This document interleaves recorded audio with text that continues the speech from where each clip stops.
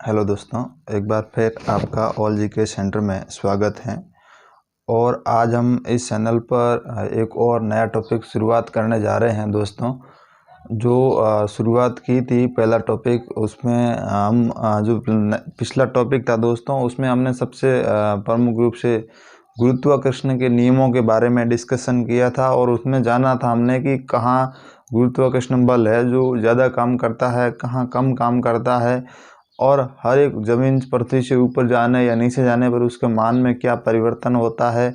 इन सारी जो गुरुत्वाकर्षण के नियम थे उनके बारे में हमने जानकारी हासिल की थी, जो हमारा वीडियो था पिछला वीडियो। उसमें आज हम इस वीडियो के अंदर एक नया टॉपिक टच करेंगे, उसके बारे में जानकारी हासिल करने की कोशिश करेंगे दोस्तों। तो सबसे पहले आज के टॉपिक का मैं जो हेडिंग है वो आपके समक्ष रखता हूं, और टॉपिक का हेडिंग है द्रव्य या पदार्थ की सामान्य गुण। टॉपिक का नाम है द्रव्य या पदार्थ के सामान्य गुण। दोस्तों, बात समझनी होगी कि यहाँ बात मैं क्या कह रहा हूँ कि द्रव्य या पदार्थ के सामान्य गुण, बात एक ही है। द्रव्य की बात करें या पदार्थ की बात करें दोस्तों, दोनों बात एक ही है। द्रव्य या पदार्थ के सामान्य गुण, इनके गुण क्या है, द्रव्य या पदार्थ की परिभाषा क्या है, इनके बारे में हम जानने की कोशिश करेंगे। चलिए शुरुआत करते हैं। सबसे पहले इसकी परिभाषा के बारे में जानकारी हासिल करते हैं।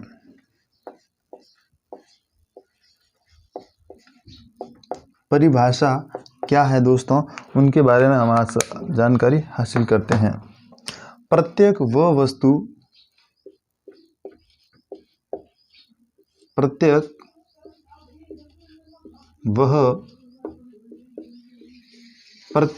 वस्तु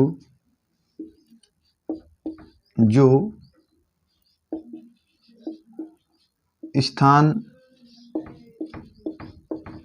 घेरती है, बहुत महत्वपूर्ण चीज़ है, आप ध्यान से समझिएगा कि प्रत्येक वह वस्तु जो स्थान घेरती है और जिसमें द्रव्यमान होता है,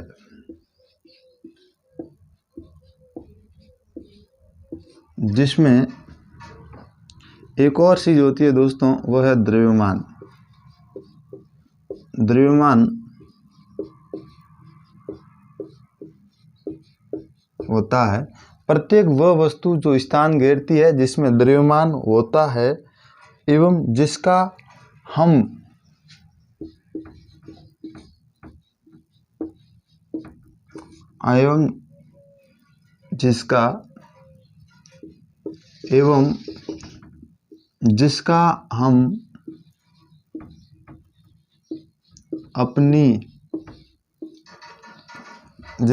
अपनी ज्ञानेंद्रियां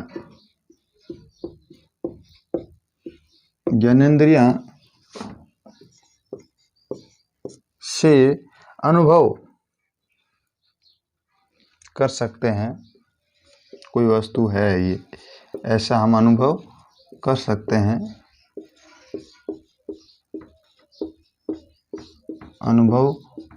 हैं। प्रत्येक वह वस्तु जो स्थान घेरती है, जिसमें द्रव्यमान होता है, जिसका हम अपनी ज्ञानेंद्रिय से अनुभव कर सकते हैं, वो द्रव्य कहलाती है। क्या कहलाती है? वो द्रव्य या पदार्थ। द्रव्य से ज़्यादा आपको पदार्थ आसानी समझ में आएगा। द्रव्य या पदार्थ कहलाती है। जैसे लकड़ी का नाम लेते ही आपको थोड़ा सोच समझ में आ गया होगा कि लकड़ी क्या होती है। और बात करें दो तीन उदाहरण, जल, वायु आदि। जल, वायु आदि। अब दोस्तों, बहुत सिंपल सी बात है, आपको समझने की कोशिश करनी चाहिए कि सबसे पहले हमने किया द्रव्य पदार्थ के सामान्य गुण। द्रव्य या पदार्थ के सामान्य गुण। अब पदार्थ कौन से होते हैं, मैंने कहा कि इसकी जो परिभाषा आपके समक्ष रखी है, लेकिन ये जो पृथ्वी है, मान लीजिए दोस्तों ये पृथ्वी है, मान लीजिए ये पृथ्वी है और पृथ्वी पर हजारों प्रकार की, कितने हजारों करोड़ों प्रकार की जो है चीज़ें पाई जाती है। हजारों प्रकार की यहाँ पृथ्वी पर है जो वो चीज़ें पाई जाती है। और जब हजारों प्रकार की चीज़ें पाई जाती है, द्रव्य पाया जाता है, पदार्थ पाए जाते हैं, हजारों प्रकार के पदार्थ पाए जाते हैं, तो उनकी कुछ न कुछ विशेषता जरूर होगी और उन विशेषताओं के बारे में हम अध्ययन कर रहे हैं। और सबसे पहले पदार्थ की परिभाषा क्या है, पदार्थ किसे कहा जाता है, उसके बारे में जानना अत्यंत आवश्यक हो जाता है कि जब हम इस टॉपिक की बात करते हैं कि पदार्थ किसे कहते हैं, तो पदार्थ की सबसे जो प्रमुख परिभाषा है वह यह है कि इस पृथ्वी पर, इस दोस्तों पृथ्वी पर प्रत्येक वो वस्तु जो स्थान घेरती है, जैसे मैंने यहाँ कुछ भी यहाँ बना दिया आकृति और ये क्या कर रही है, अपना स्थान घेर रही है। माचिस की डब्बी, पेटी, कुछ भी समझ लीजिए, ये दोस्तों अपना स्थान क्या कर रही है, प्रत्येक वह वस्तु जो अपना जो स्थान घेरती है, ये स्थान क्या कर रही है, घेर रही है।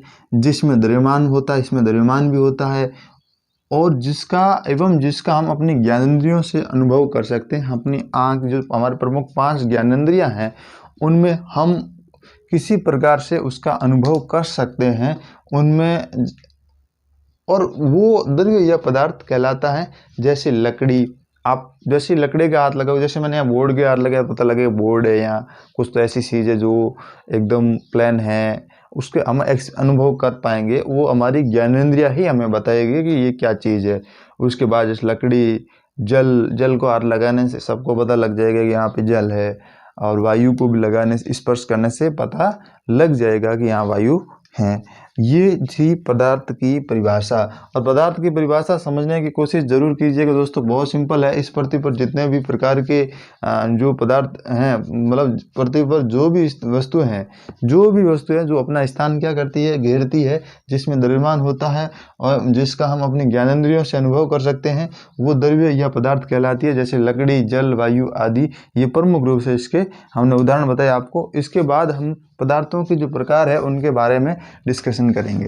पदार्थों के जो प्रमुख प्रकार हैं उनके बारे में देखिए। पदार्थ की या द्रव्य की अवस्थाएं की बात करें, द्रव्य या पदार्थ में आप कंफ्यूज मत होना, दोनों एक ही चीज हैं। सबसे पहले पदार्थ की परिभाषाएं, पदार्थ के प्रकार, परिभाषा हम पढ़ चुके हैं। अब पदार्थ के प्रकार, परिभाषा हमने पढ़ी थी। परिभाषा में ये बात क्लियर है जो हम इस पृथ्वी पर रह रहे हैं और इसमें बहुत सारी वस्तुएं पाई जाती हैं जो स्थान घेरती है और हम अपनी ज्ञानेंद्रियों से अनुभव कर सकते हैं, और द्रव्यमान होता है। ये 2-3 चीज़ें हैं इसकी पदार्थ की जो परिभाषा हमें देती है, और इसके जो प्रकार है उनके बारे में अभी हम डिस्कशन करेंगे। चलिए दोस्तों, शुरुआत करते हैं पदार्थ के प्रकार की। पदार्थ के प्रकार से कौन वाकिफ नहीं होगा, हर एक वाकिफ है, और वो 3 प्रकार हैं जो बहुत फेमस हैं प्रमुख रूप से। वैसे और भी होंगे, लेकिन प्रमुख रूप से मैं 3 पदार्थों की बात करूंगा प्रकार की पदार्थ के। वो है ठोस, द्रव और तीसरा है गैस।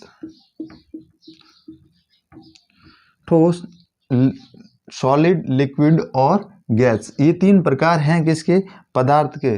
दोस्तों किसके प्रकार हैं ये, पदार्थ के प्रकार हैं या द्रव्य के प्रकार हैं। ये तीनों किसके प्रकार हैं, ठोस, द्रव, गैस, पदार्थ या द्रव्य के, दोनों एक ही बात है।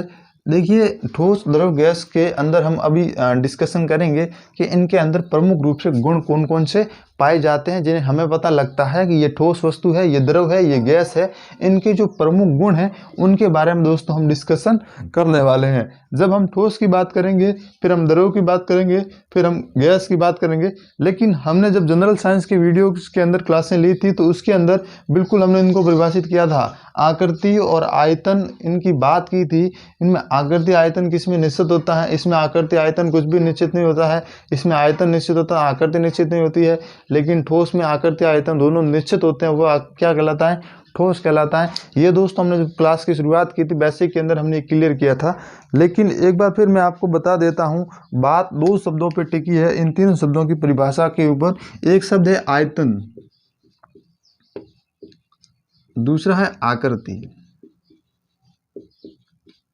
आयतन और आकृति दोस्तों थोड़ा दूर लिख के आपको समझाने की कोशिश कर रहा हूं। यहां आयतन लिख दीजिए, और यहाँ आकृति। देखिए आयतन इसमें निश्चित होता है, आकृति भी निश्चित होती है। इसमें आयतन निश्चित होता है, आकृति निश्चित नहीं होती है, और इसमें दोनों भी निश्चित नहीं होते हैं। ये परिभाषा हमने पहले जब शुरुआत की थी बेसिक क्लासें, उनके अंदर हमने ये पढ़ा था। लेकिन अब हम इनके बारे में, इनकी परिभाषा यही है कि वह आकृति, वह वस्तु जिनमें आयतन व आकृति दोनों निश्चित होते हैं वह ठोस कहलाती है। जिनमें आयतन निश्चित होता है लेकिन आकृति निश्चित नहीं होती, वह द्रव कहलाती है। जिनमें न तो आकृति निश्चित होती है न आयतन निश्चित होता है, वह गैस कहलाती है। क्योंकि गैस में आप कुछ भी निश्चित नहीं कर सकते, न आकृति होती गैस की न उसका आयतन होता है। चलिए दोस्तों, इसके बाद हम इसकी जो प्रमुख गुण हैं उनके बारे में डिस्कशन करते हैं। इनके प्रमुख गुण क्या है? सबसे पहले हम ठोस की बात करेंगे। ठोस के अंदर एक प्रमुख गुण है, वह है प्रत्यास्थता। प्रत्यास्थता, प्रत्यास्थता, प्रत्यास्था, प्रत्यास्था, ठीक है। ये ठोस की बात हो गई। इसके बाद द्रव की बात करेंगे। द्रव के अंदर क्या है प्रमुख गुण, उनकी बात हम करेंगे। द्रव के अंदर प्लवन, पृष्ठ तनाव, प्लवन, इसके बाद पृष्ठ तनाव आपने सुना होगा, बहुत ही महत्वपूर्ण है। पृष्ठ तनाव के कई सारे उदाहरण हमारे समक्ष आएंगे जब हम इसका टॉपिक का अध्ययन करेंगे। प्रमुख रूप से पृष्ठ तनाव, और उसके बाद केशिकत्व और संयनता। केशिकत्व के बारे में बहुत इंटरेस्टिंग है, ये भी हम जानेंगे। उसके बाद संयनता। दोस्तों बात समझने की है, यहाँ पे मैं एक चीज़ और बता देता हूँ कि द्रव क्या है। द्रव में आकृति निश्चित नहीं होती है, आयतन निश्चित होता है। इसकी जो प्रमुख गुण है उसके हमें सामान्य प्रकार गुण आपको इनमें से मिलेंगे। प्लवन ये जल द्रव से संबंधित है, और ये दूसरा पृष्ठ तनाव ये भी द्रव से संबंधित है। केशिकत्व ये भी द्रव से संबंधित है। श्यानता इसके बहुत गजब के उदाहरण हैं जो हमारे निजी जीवन में प्रयोग किए जाते हैं, उनका हम जरूर अध्ययन करेंगे। इसके बाद हम बात करेंगे गैस का। गैस के प्रमुख जो हमें सामान्य गुण है वो वायुमंडलीय दाब, वायुमंडलीय दाब के माध्यम से सीखने को मिलेंगे। और हम सबसे पहले अब हम इनको एक बार रिवाइज कर देते हैं कि हमने सबसे पहले आज जो परिभाषा पढ़ी वो परिभाषा थी किसकी, द्रव्य या पदार्थ की, कि वह वस्तु जो प्रत्येक वह वस्तु जो स्थान घेरती है उनमें द्रव्यमान होता है। और तीसरी बात हमने और उसमें की थी कि ये जो वस्तुएं हैं ये हमें अपनी ज्ञानेंद्रियों से अनुभव हो जाता है कि ये क्या वस्तु है, तो उसे हम पदार्थ या द्रव्य की परिभाषा देते हैं। लेकिन उनके बाद हमने पदार्थ को 3 प्रमुख भागों में बांटा था, ठोस, द्रव और गैस। इनकी ठोस, द्रव की, गैस और प्रत्यावस्था। ठोस की जो प्रमुख विशेषता प्रत्यास्थता है, द्रव की प्लवन, पृष्ठ तनाव, केशिकत्व, संयनता है, गैस की वायुमंडलीय है। लेकिन दोस्तों एक और इम्पोर्टेंट बात है, मैं वो भी आपको बताने वाला हूँ कि जो ठोस, द्रव, गैस के साथ 2 और शाखाएं हैं उनके बारे में मैं डिस्कशन करूँगा, उनके बारे में डिस्कशन करूँगा। एक 2 और है उनके बारे में मैं आपको बता देता हूं, लेकिन दोनों इतनी महत्वपूर्ण नहीं है जितनी 3 फर्स्ट महत्वपूर्ण है, और 2 और है उनके बारे में। पदार्थ की चौथी अवस्था को क्या कहा जाता है? प्लाज्मा कहा जाता है।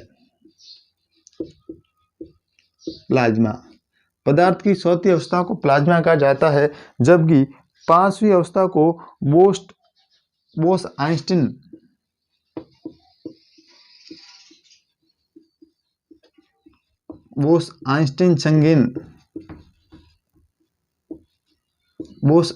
संघीन कहा जाता है। ये पदार्थ की प्रमुख रूप से 5 प्रकार के ठोस, द्रव, गैस जब पदार्थ की परिभाषा की गई तो उस टाइम थे, लेकिन उसके बाद जब इन दोनों को और जोड़ा गया, ये 2 प्लाज्मा और बोस-आइंस्टीन कंडीशन को, संगीन को, इनको बाद में जोड़ा गया था। चलिए इनके बारे में थोड़ी जानकारी हासिल करते हैं कि इनकी खोज किसने की थी।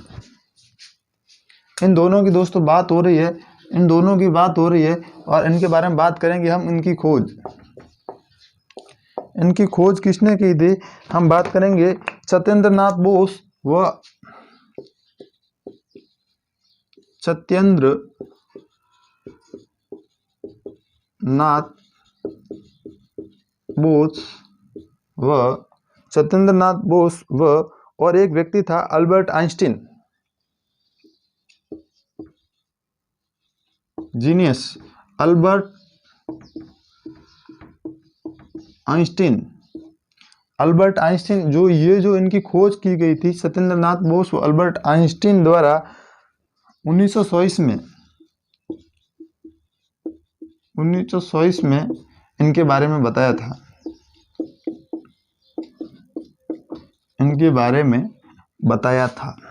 पहली बार बताया था, पता नहीं था किसी को, तो बताया था इन्होंने। लेकिन हुआ क्या कि हर एक कोई भी वस्तु पहली बार आती है तो हर एक ऐसे ही मानते नहीं है, तो उन पे अन्य वैज्ञानिकों ने और प्रमाणित करने के लिए उन पे प्रमाण किए, और जब प्रमाण किया तब उन्होंने घोषणा की अन्य वैज्ञानिकों ने 1955 में। कब? 1955 में। कितने साल लगे? बहुत सारे साल लगे। 1924 में जब इन्होंने पहली बार बताया, लेकिन 1955 में जाकर आखिर में 1955 में पूर्णतः इसे सत्यापित मान लिया गया। 1955 में पूर्णतः सत्यापित मान लिया गया।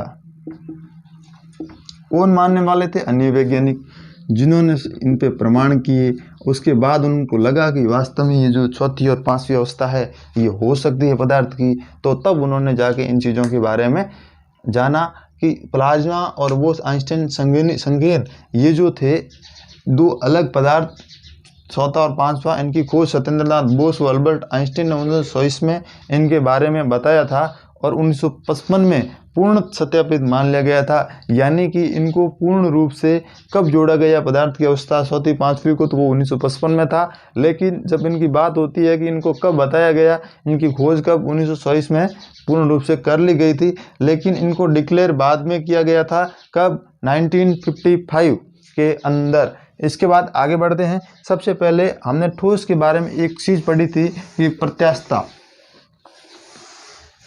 ठोस के बारे में एक शब्द लिखा था हमने, प्रत्यास्थता।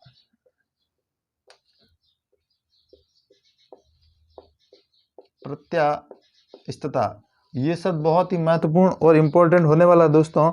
वह कोई जब किसी पदार्थ पर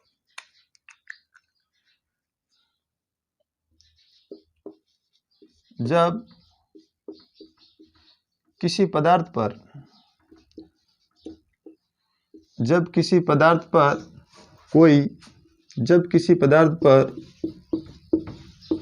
कोई बाह्य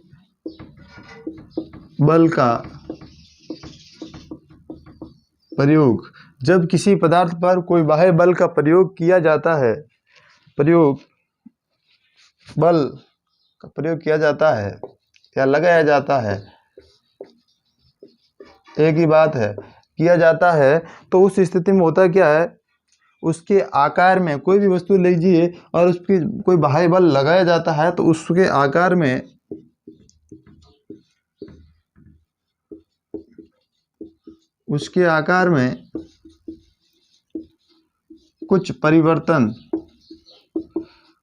कुछ परिवर्तन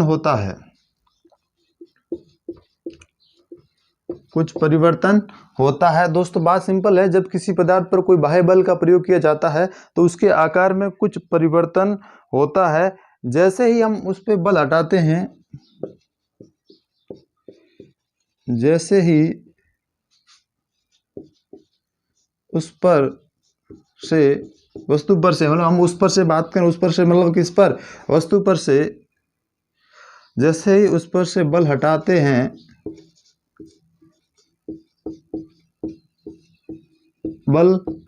हैं, तो वस्तु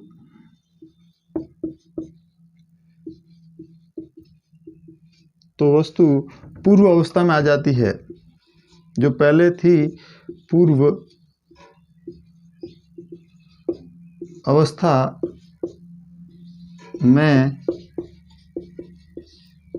आ जाती है। बात सिंपल थी, लेकिन समझिएगा, जब किसी पदार्थ पर कोई बाह्य बल का प्रयोग किया जाता है जब भी, जैसे रबड़ है, आपने रबड़ को देखा होगा, जो मिटाने वाला है उसको जब किसी भी पदार्थ पर कोई बाह्य बल का प्रयोग किया जाता है, लेकिन उस बल का प्रयोग करते समय उसकी आकृति आयतन में परिवर्तन होता है, और जैसे ही बल हटाते हैं तो वो वापस उसी अवस्था में आ जाती है। ये एक पदार्थ का गुण है, वो ठोस पदार्थ है और उसमें ये प्रत्यास्थता गुण है, और ये पाया जाता है किसमें? ठोस पदार्थ के अंदर। दोस्तों ये था ठोस पदार्थ का प्रमुख गुण। जैसे उदाहरण के लिए मैं बात करूं तो रबड़, पहला उदाहरण है रबड़, और एक और है इस्पात। इनमें, इन दोनों पदार्थों में ये गुण दोस्तों पाया जाता है, जो प्रमुख रूप से इन दोनों पदार्थों में पाया जाता है। और एक और नियम है यहाँ पे, बहुत ही महत्वपूर्ण, नोट लिख करके लिखना दोस्तों, नोट करके लिखना कि ये जो नोट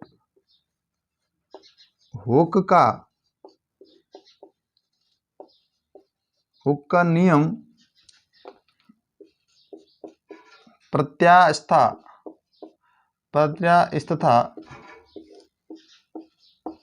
से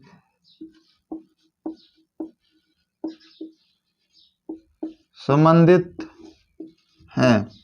बहुत ही सिंपल बात है कि हुक का नियम प्रत्यास्थता से संबंधित है। हुक का नियम किससे संबंधित है? प्रत्यास्थता से संबंधित है। बात यहाँ ये हो रही थी कि जब किसी पदार्थ पर कोई बाह्य बल का प्रयोग किया जाता है तो उसके आकार में कुछ परिवर्तन होता है। जैसे ही उस पर बल हटाया जाता है तो उस वस्तु से पूर्व अवस्था में आ जाती है। उदाहरण के लिए रबड़, इस्पात हैं और नोट।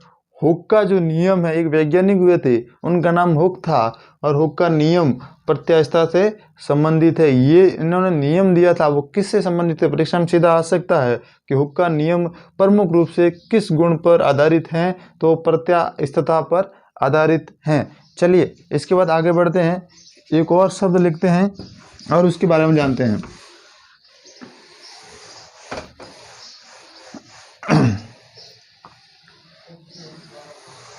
ठोस के बारे में हमने जानकारी हासिल की थी कि ठोस क्या है और इसके प्रमुख रूप से। इसके बाद हम लिखते हैं विरूपण। एक शब्द आता है विरूपण। दोस्तों विरूपण में जानने के लिए इसकी परिभाषा को जानना अत्यंत आवश्यक है। विरूपण क्या है? जब किसी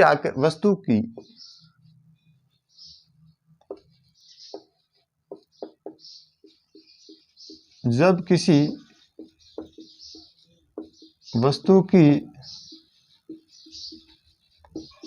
आकृति व आकार, जब किसी वस्तु की आकृति व आकार बदल जाते हैं। दोस्तों जब किसी वस्तु की आकृति व आकार बदल जाते हैं, आकृति व आकार बदल जाते हैं तो वस्तु विरूपित हो जाती है। वस्तु विरूपित हो जाती है, इसे विरूपण कहते हैं। विरूपण कहते हैं। अब इस शब्द को समझने में इतनी आसानी होगी दोस्तों कि कुछ बहुत बड़ी बात होने वाली नहीं है। शब्द को समझिएगा, ध्यान दीजिएगा। विरूपण किसी का रूप था। जैसे मैंने आपको रबड़ का उदाहरण दिया, रबड़ का रूप, चार जो कॉर्नर थे एकदम बराबर थे, उसका एक रूप था, एक प्रकार था। लेकिन हुआ क्या, उसका विरूपण हो गया। उसका रूप था वो मतलब दोबारा चेंज हुआ। चेंज कैसे हुआ? जब किसी वस्तु की आकृति व आकार बदल जाते हैं, आकृति और आकार दोनों बदल जाते हैं तो वह विरूपित हो जाती है वस्तु, और विरूपित होना ही इसे विरूपण कहते हैं। बहुत ही सिंपल चीज़ है, आसानी से समझ में आई होगी आपको। इसके बाद चलिए आगे बढ़ते हैं। विरूपण के बाद में एक और जो गुण है वो दाब है। और दाब किसका गुण है? हमने यहाँ तक ठोस के बारे में जाना था, अब हम गैस के बारे में, द्रव के बारे में जानेंगे, और शब्द है दाब। अब दाब किसी सतह पर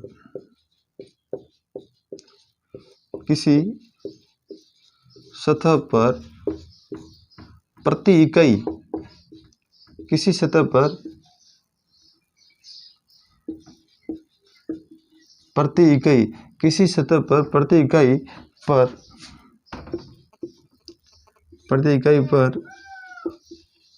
कार्य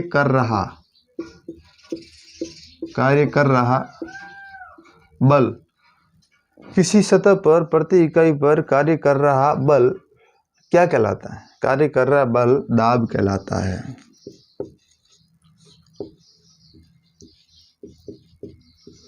बात बहुत सिंपल दोस्तों, समझिएगा। किसी सतह पर प्रति इकाई, किसी भी सतह पर प्रति इकाई पर कार्य कर रहा बल दाब कहलाता है। दाब किसे कहते हैं? कि किसी सतह पर प्रति इकाई कार्य करने वाला बल है वो दाब कहलाता है। और इसके बारे में हम जानकारी हासिल करने वाले हैं। दाब का एसआई मात्रक न्यूटन, इसका एसआई मात्रक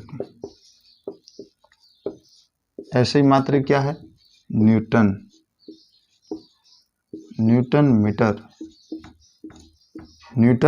मीटर है।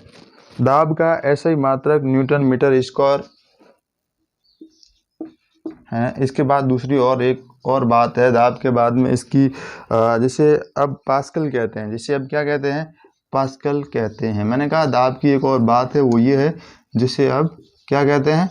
पास्कल कहते हैं। न्यूटन मीटर स्क्वायर को जिसे अब पास्कल कहते हैं। आप डायरेक्ट ये भी कह सकते हैं कि न्यूटन दाब का ऐसे मात्रक क्या है, तो वो पास्कल है। लेकिन इसे कहीं ना कहीं न्यूटन मीटर स्क्वायर लिखा होगा, तो ऑप्शन में अगर ये आए तो ये भी सही है। दोनों ऑप्शन में एक साथ नहीं आएंगे। अगर ये आ जाए तो आपको कंफ्यूज होने की ज़रूरत नहीं है, जिसे अब पास्कल कहते हैं।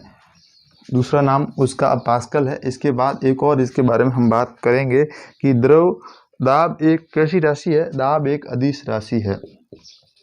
दाब एक अदिश राशि है। इसमें दिशा नहीं होती है, परिमाण होता है। दाब एक अदिश राशि है। दाब एक कैसी राशि है? अदिश राशि है। दोस्तों जब हम जनरल पढ़ रहे थे तो उसमें अदिश और सदिश के बारे में भी हमने जानकारी जरूर हासिल की थी। उसमें अदिश क्या है, सदिश क्या है, इनके बारे में हमने जानकारी जरूर हासिल की थी। और अब हम द्रव्यों से संबंधित कुछ नियम हैं उनके बारे में जानकारी हासिल करेंगे। द्रव्यों से संबंधित कुछ नियम हैं उनके बारे में हम जानकारी हासिल करेंगे कि द्रव के जो गुण की बात कर रहे थे हम, उनके बारे में हम डिस्कशन करने वाले हैं। अब शुरुआत कर चुके हैं दाब शब्द से। अब हम एक और शब्द लिखेंगे, उसका नाम है द्रव्यों से संबंधित कुछ नियम है। देखिए, द्रव्यों से संबंधित कुछ नियम। द्रव्यों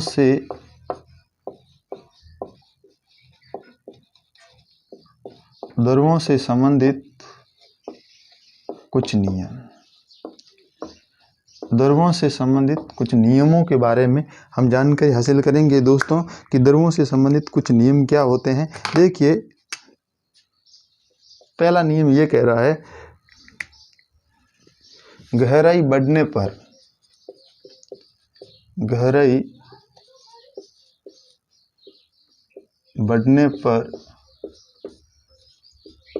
द्रव का दाब बढ़ जाता है। द्रव का दाब क्या हो जाता है? बढ़ जाता है। बात सिंपल दोस्तों, लेकिन समझने की है। बात यहाँ ये हो रही है कि गहराई बढ़ने पर द्रव का दाब होता है क्या? वो बढ़ जाता है। बढ़ क्यों जाता है? क्योंकि आपने देखा होगा, आपको एक उदाहरण देके बताता हूँ कि जैसे बड़े बड़े बांध बने जाते हैं, तो बांध की जो ऊपरी दीवार होती है वो पतली होती है, लेकिन नीचे ज़मीन में जैसे जैसे जाएगी वैसे वैसे चौड़ी होती जाएगी, बहुत चौड़ाई ज़्यादा होती है। वो इसलिए किया जाता है कि दाब बढ़ जाता है, और उस दाब को बढ़ जाने से उसको झेलने की क्षमता होनी चाहिए, नहीं तो बांध कभी भी फट सकता है, पानी बाहर आ सकता है, तबाही मच सकती है। इससे बचने के लिए गहराई बढ़ने पर द्रव का दाब बढ़ जाता है। इसलिए बड़े बड़े जो बांध बनाए जाते हैं, उन बांधों के अंदर, बांधों के जो नीचे के जो है दीवार है, उसको चौड़ा बनाया जाता है। इसके बाद हम बात करेंगे, द्रव का घनत्व जितना अधिक होगा, द्रव का घनत्व जितना अधिक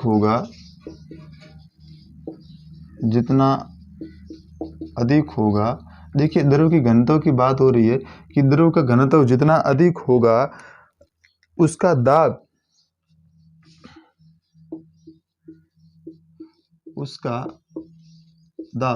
द्रव का घनत्व जितना अधिक होगा उसका दाब गहराई पर उतना